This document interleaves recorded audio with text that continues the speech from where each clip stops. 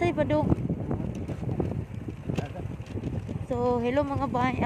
After 3 hours, murag duol-duol na ako numi. Piting layo ang magiday ni lugar, no?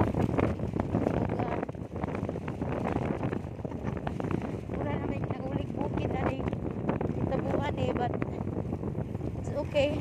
Naka-explore na today. Gisipon juga sa kainit sa biyahe, no?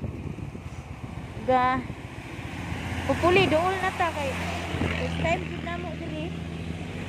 And pabik hibaw sige po'y pangutana aning mga igsuunan sa daplidan.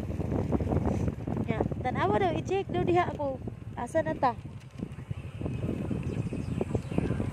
Kay gatungas mi ganihan, no? So karon nagmurag naglugsong na sad mi. Sakto, pangutana daw kung sakto ba niya itong dalan.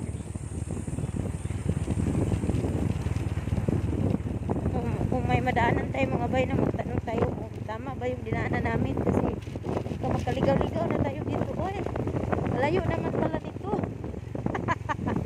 Nakarating na tayo sa Kalasangan, sa Kabukiran. No, ang layo pala.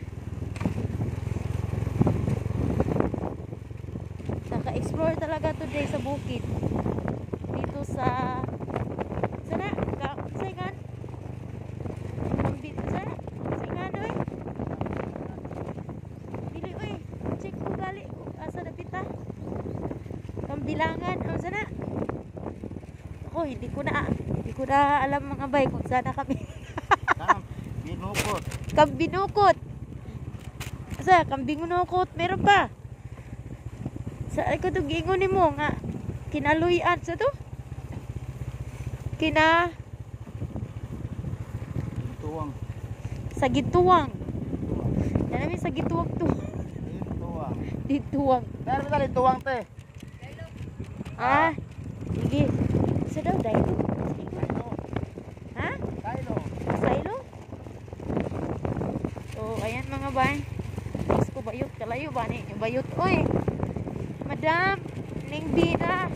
Sobrang layo po. Almost 4 hours na kami sa biyahe. Oh my God! Ang layo pala ng bahay ni Bayot.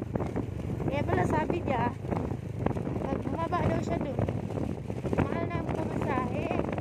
Sabi ko sa kanya, baba ka na lang dito para bigyan na lang kita pamasahe. Sabi niya, diretso na lang kayo dito sa bukid. Pero di niya talaga alam anak. Ako yung pupunta, kami yung pupunta na maghatid ng surprise ni Mama Neng Bina. Ayan, barado na ilong ko. Ayan. Sige. See you later.